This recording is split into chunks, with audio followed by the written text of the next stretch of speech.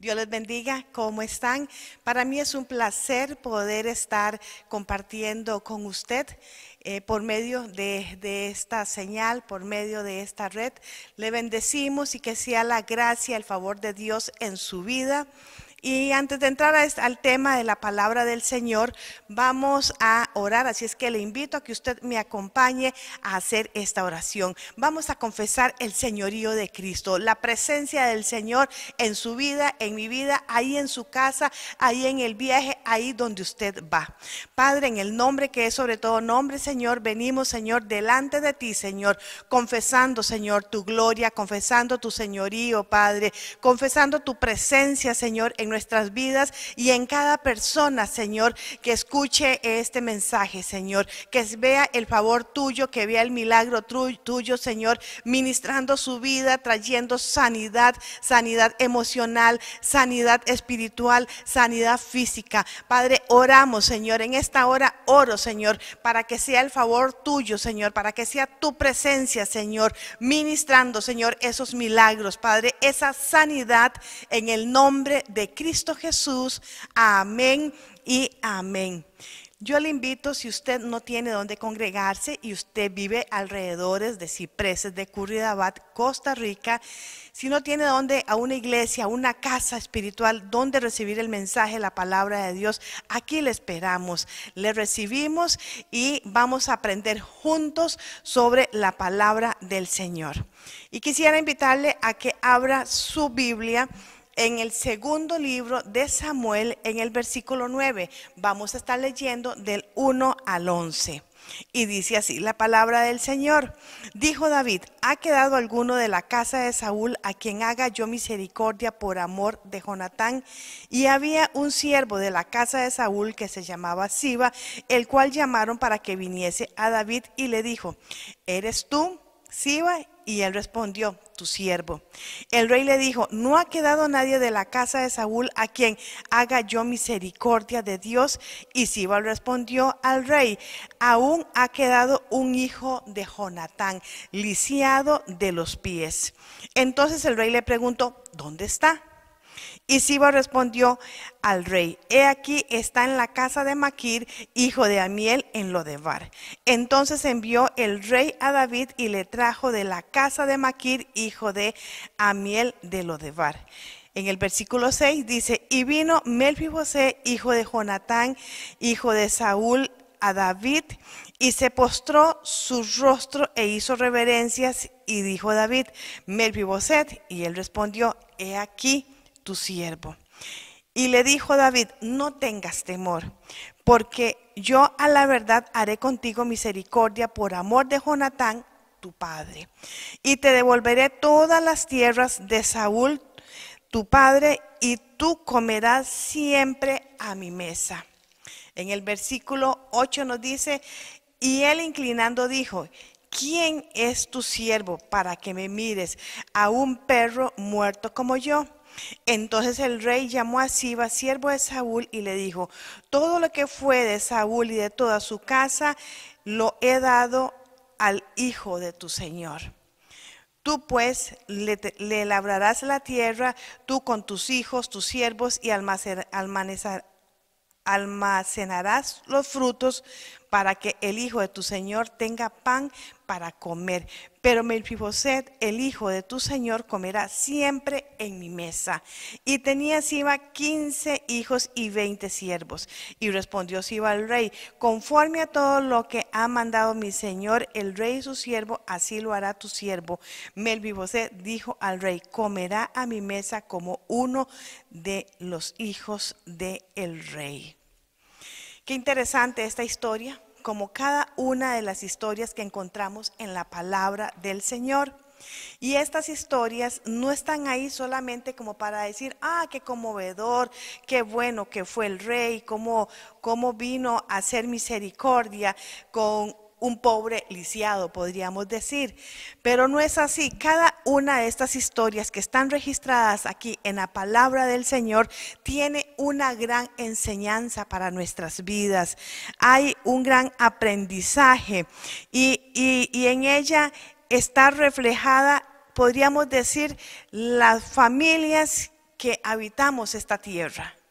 Hay cada historia para cada familia, así es que muchas familias se pueden identificar con estas historias que están acá. Aparte de eso, la Biblia es el libro más sabio. Aquí encontramos consejos de consejos, así es que si usted dice, no sé quién me puede aconsejar, vaya a la palabra del Señor. Ahí usted va a encontrar una respuesta para lo que usted esté viviendo. Y aquí nos viene hablando de David. David en algún momento, David se despertó o venía días, no sabemos porque eso no lo dice aquí la historia, pero pensemos que él se despierta una mañana y a su mente llega su amigo Jonatán. Él se recuerda de Jonatán, recuerda una conversación que tuvo con Jonatán cuando él hizo un pacto, porque es muy interesante. Hay amigos de amigos y dice la palabra en el libro de Proverbios en el capítulo 17, versículo 17, y hay amigos que son como un hermano en tiempo de angustia, en tiempo de crisis. Y en este tiempo y en todo tiempo, ¿quién no tiene crisis? ¿Quién está libre de crisis? Bueno, podríamos decir, y quizás sea mentiroso el que diga, no tengo crisis en mi vida, pero de alguna manera nosotros enfrentamos situaciones difíciles. Y qué bueno, porque David encontró en Jonatán un amigo, y ese amigo que lo cuidó, que lo resguardó, que estuvo alertándolo sobre la persecución que tenía su padre David.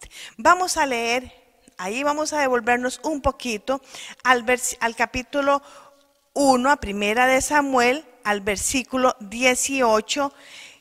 Vamos a leer un momento. Primera de Samuel, en el capítulo 18, en el 3, nos dice: e hicieron pacto Jonatán y David, porque le amaba como a sí mismo. Qué amistad, qué belleza, ¿verdad? Encontrar una persona con ese amor, con esa sinceridad, con esa transparencia de amistad. Lo amaba como a sí mismo. Y Jonatán se quitó el manto que llevaba y se lo dio a David, y otras ropas suyas, hasta su espada, su arco y su talabarte. Prácticamente les dio todo lo que tenía él. Así es que en este tiempo podríamos decir, ¿habrán amigos de esa magnitud? Y yo creo que sí los hay. Así es que David y Jonatán, ellos fueron grandes amigos, a pesar de que el papá de Jonatán, Saúl, lo quería matar a David. Vamos a ir aquí mismo en Primera de Samuel y vamos a leer en Primera de Samuel en el versículo 20. En el capítulo 20, en el versículo 15, y nos dice: y no apartarás tu misericordia de mi casa para siempre. Y en la parte final nos dice: no dejes que el nombre de Jonatán sea quitado de la casa de David. Así es que esa mañana David, me imagino que en su mente le retumbaban esas palabras de Jonatán: no elimines para siempre tu misericordia de mi casa. Pensemos que Jonatán, en él había cierto temor por la persecución que le estaba dando su padre David, el rey Saúl, a David. Así es que él dijo: aquí mejor yo voy a hablar por mi familia, no quites tu misericordia sobre mi casa, sobre mi descendencia. Ahora vamos nuevamente a nuestro pasaje del capítulo 9 de Segunda de Samuel. Y David dijo: ¿ha quedado alguno de la casa de Saúl a quien yo haga misericordia por amor a Jonatán, o por amor de su amigo Jonatán?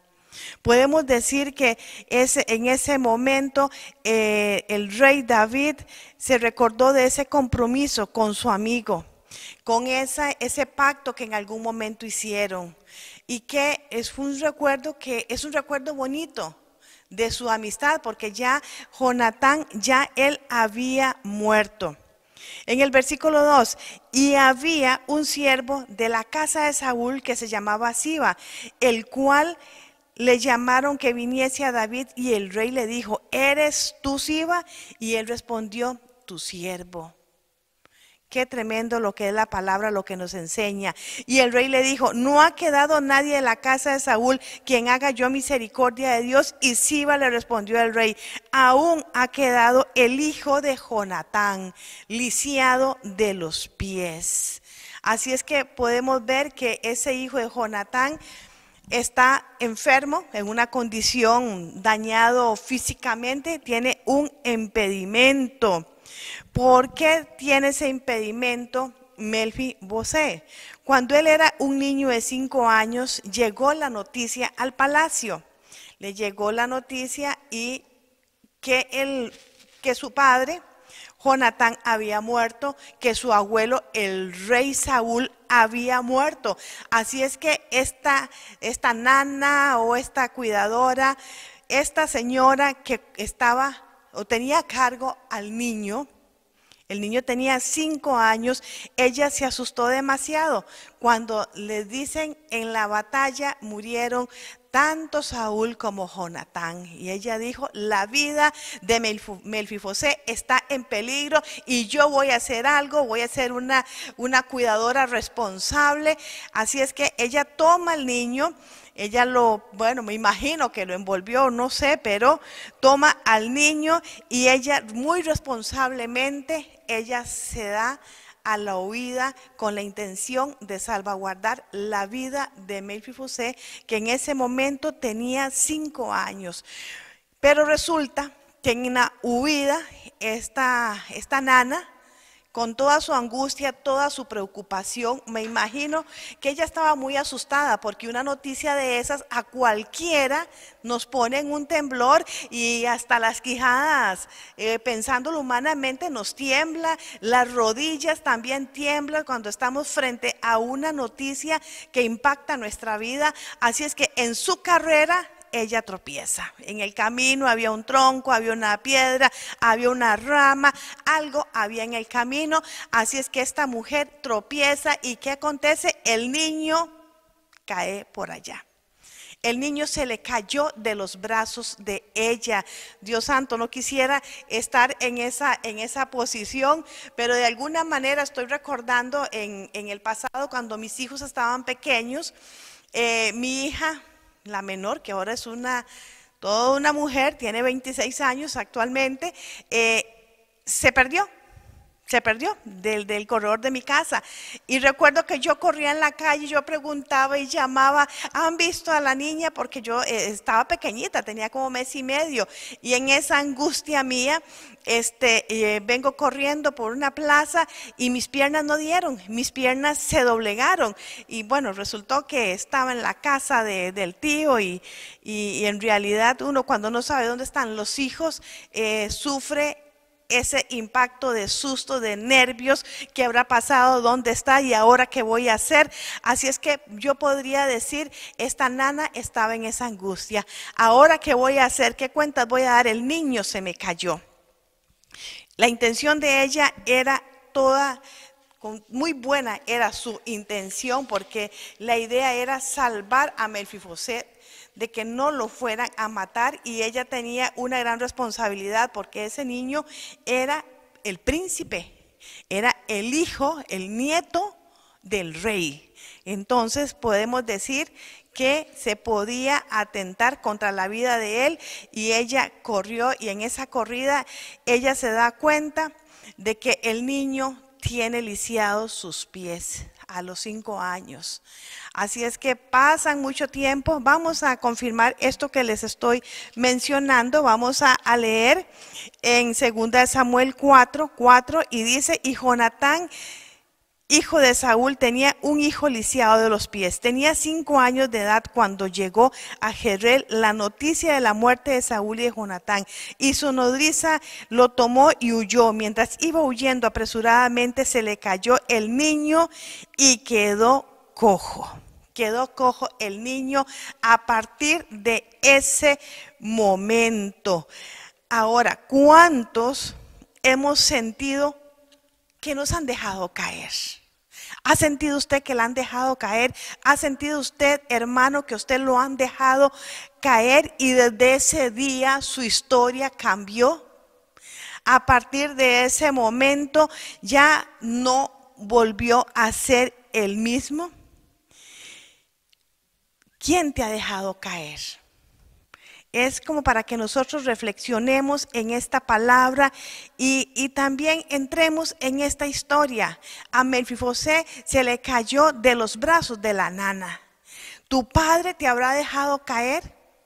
Por irresponsable, por infiel, por agresor, y has quedado marcado. ¿Tu madre te habrá dejado caer a ti? Quizás agresión verbal, quizás mucho abuso de autoridad. Cuando estabas en la escuela te exigían las tareas, habían gritos, te han abandonado. Y sientes que te han dejado a ti caer y desde ahí tu alma emocionalmente estás herido, estás herida. ¿Habrá sido tu esposo el que te ha dejado caer? O igual podría preguntarle usted, ¿habrá sido tu esposa quien te dejó caer con maltrato, con agresiones verbales? ¿O tu esposo te dejó caer abandonándote con los niños? ¿O ha habido algún abuso en tu vida y sientes que te han dejado caer? Y también podemos decir, algún líder espiritual te ha dejado caer, te ha marcado con sus palabras, con su exigencia. Porque también hay personas, hay pueblo de Dios que está herido, que está maltratado emocionalmente y dice, yo no sirvo más en ninguna iglesia, yo no le sirvo a Cristo, yo mejor voy a la iglesia, me siento y pertenezco al ministerio de los aplausos. Yo pertenezco a ese grupo que estoy ahí a todo apoyando, no me involucro, no quiero saber nada. Porque te han dañado espiritualmente algún líder y esas heridas que hay te han convertido en un cristiano, en una cristiana amargada, reprimido, herido emocionalmente, y usted anda culpando a todos de su desdicha y diciendo, Dios, ¿por qué no me ayudaste? Dios, ¿por qué no hiciste ese milagro? Dios, ¿por qué no hubo una intervención ahí poderosa y las cosas se hubieran dado diferentes? Me dejaron caer. Padre, es que me duele. Y estamos en una iglesia, estamos sentados y podríamos pensar que también hay personas ministrando, hay personas que han llegado a un nivel de liderazgo y están heridos emocionalmente. Así como Mefibosé estaba lisiado de sus piernas, pero resulta que Mefibosé no estaba solamente lisiado de sus piernas. En él había una herida profunda, había en su corazón. En el versículo 4 nos dice, entonces el rey le dijo, ¿y dónde está? Y Siba le respondió al rey, he aquí está en la casa de Mequir, hijo de Amiel, en Lodebar. Vamos a ver qué es lo que significa Lodebar, y es muy triste estar en esa condición de lamento porque me dejaron caer, porque estoy triste, porque me dejaron sola, porque no me escuchó, porque no me pusieron a hacer lo que yo quería o lo que me están diciendo. No, yo no me someto a nadie, yo no tengo por qué escuchar a esa persona, yo hago lo que yo quiero. Hay partes que personas que manejan esa posición. Y la definición de Lodebar es, el significado bíblico de Lodebar es dolor, miseria, tristeza, oscuridad, soledad, desesperanza, un estado espiritual para los despojados de fe. Territorialmente, veamos lo que significa Lodebar. Ya vamos a ver territorialmente dónde está, pero miren lo que significa. Qué triste o qué fuerte es confrontarnos nosotros mismos. ¿Cómo está mi condición? Pero Lodebar es dolor, miseria, tristeza, oscuridad, soledad y desesperanza.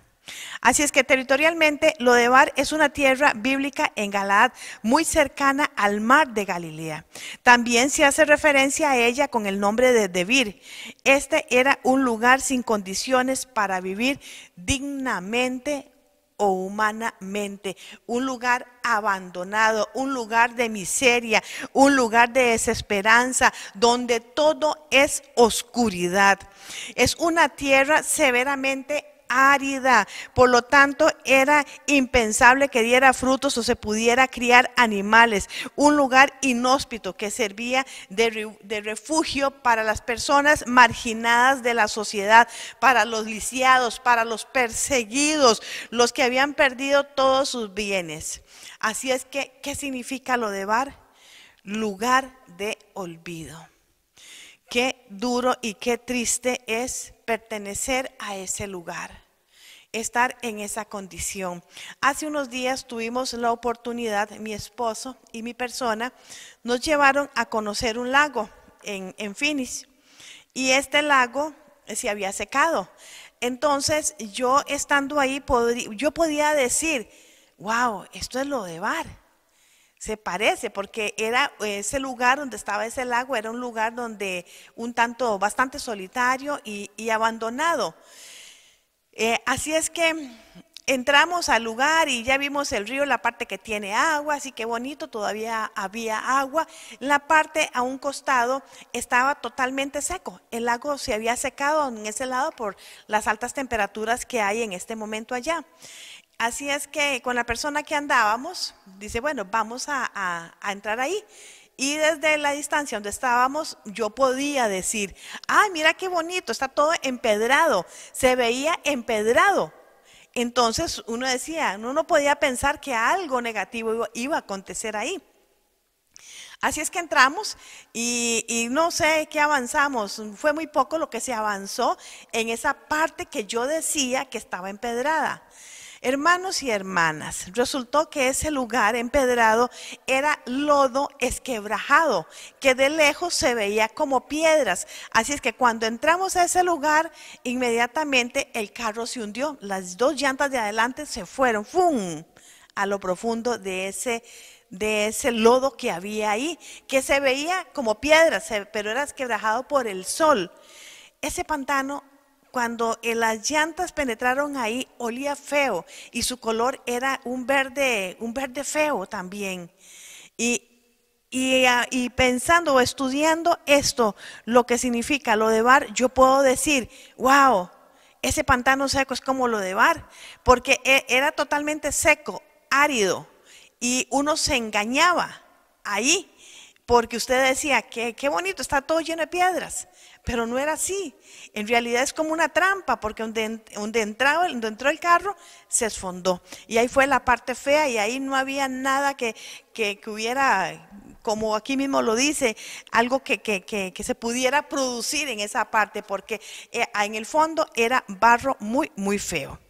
Así es que ese Lodebar significa lugar de olvido. De ese lugar de olvido Dios nos manda a llamar.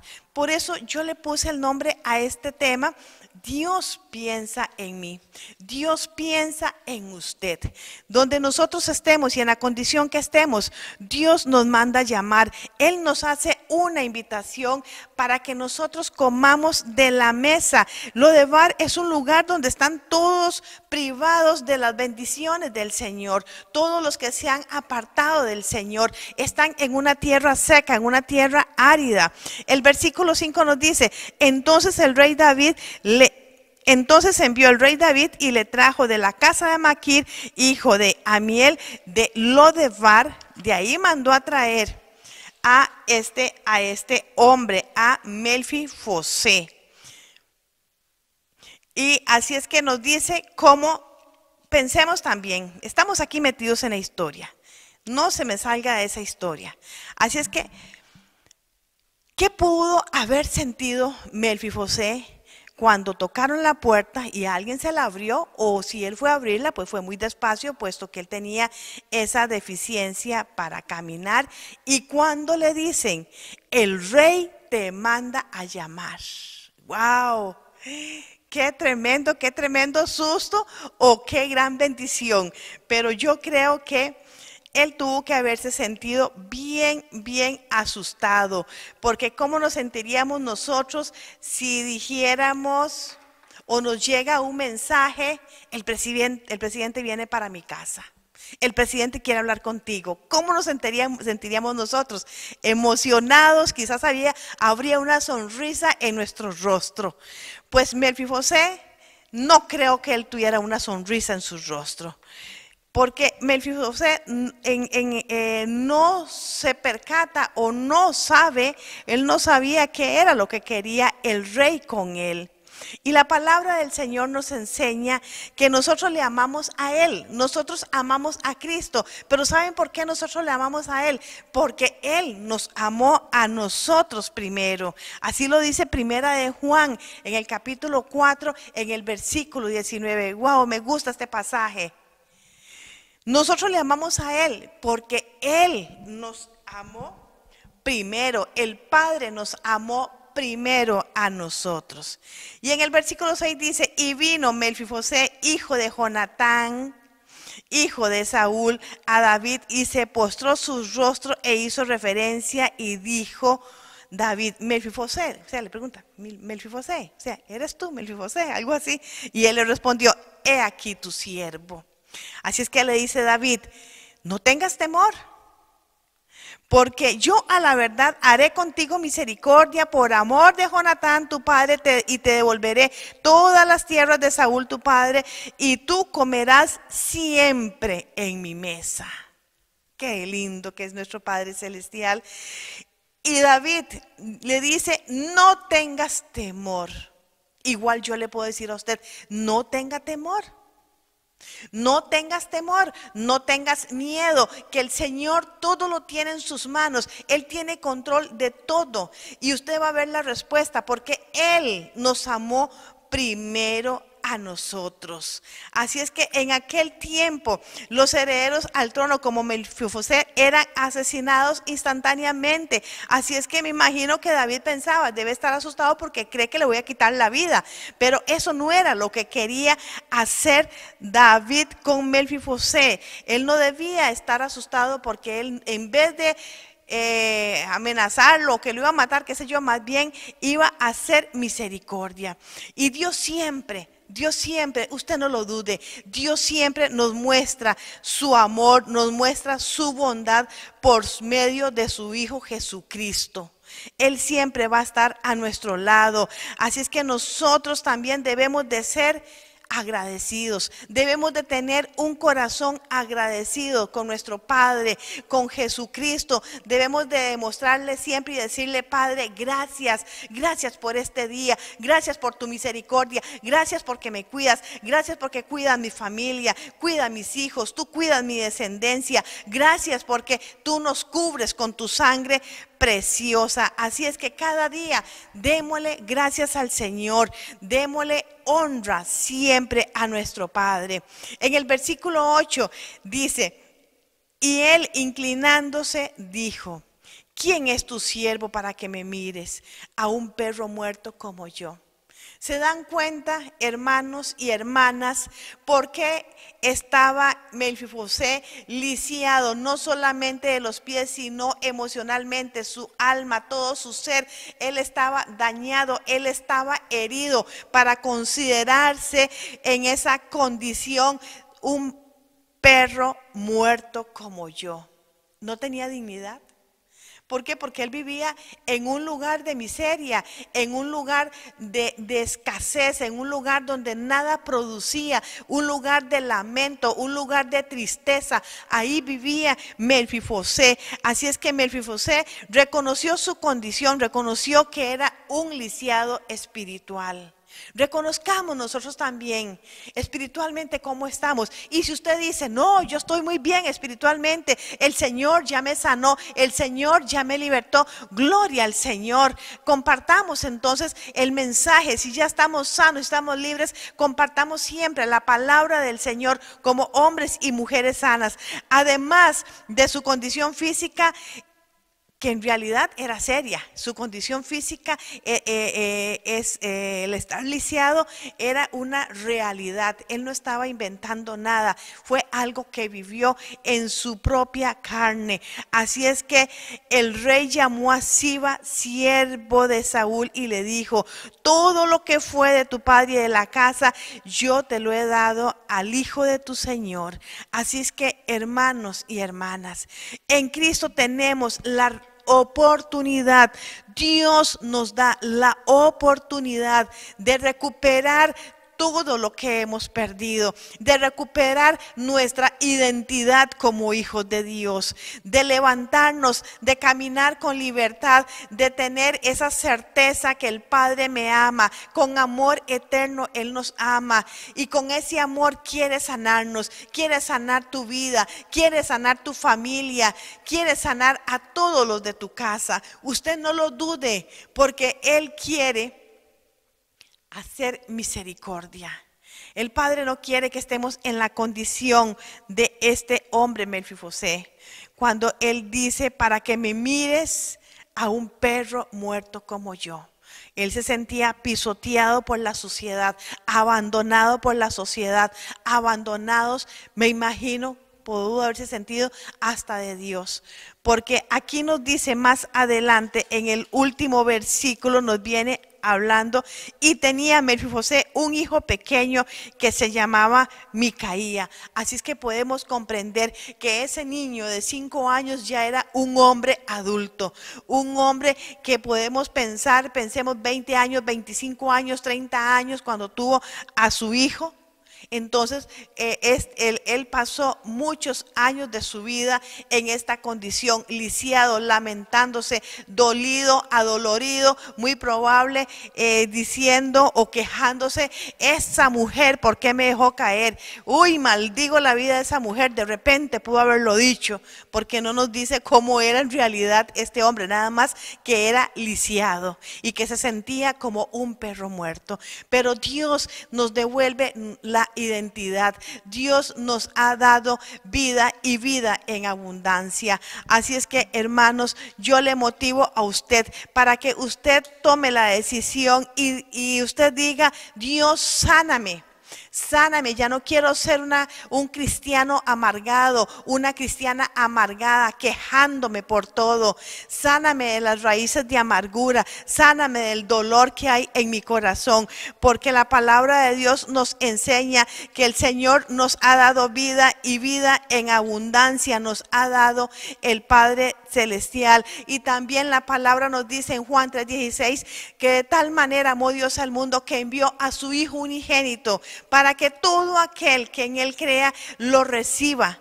Así es que yo a usted en esta hora quiero hacerle una invitación. Si usted no ha confesado a Cristo como el Señor de su vida, yo le invito a que haga esta oración conmigo y repita conmigo y le diga: Padre, en esta hora me arrepiento de todos mis pecados y yo tomo la decisión de salir de ese mundo de miseria, de escasez, de abandono. Yo tomo la decisión, Señor, hoy de confesarme delante de ti y te pido que me perdones, que me limpies de todos mis pecados. Padre, hoy yo te recibo como el Señor de mi vida y te pido, Padre, que escribas mi nombre en el libro de la vida, en el nombre de Cristo Jesús. Si usted hizo esta oración, usted puede sentirse más que bendecido, más que dichoso. Y si hay una persona que está herida, que está dolida, que se siente abandonada por su familia, si usted siente que lo han dejado caer, vamos a orar. Ore conmigo y vamos a decirle al Padre: Padre, en esta hora vengo reconociendo mi condición, vengo reconociendo que me han dejado caer, que me han lastimado, que me siento herida, que me siento herido, abandonado. Padre, sana mi vida espiritualmente, sáname emocionalmente. Póngase su mano en su corazón y dígale al Padre: sáname emocionalmente, Dios, sana mi corazón, sana mi mente, sana todo mi cuerpo. Señor, hazme esa nueva criatura, Señor, en el nombre de Cristo Jesús, y que yo a partir de hoy sea una persona agradecida delante de mi Padre, porque el Padre te invita a comer de su mesa. El Padre te invita a que usted disfrute de las bendiciones que tiene para su vida. Así es que Dios les bendiga abundantemente.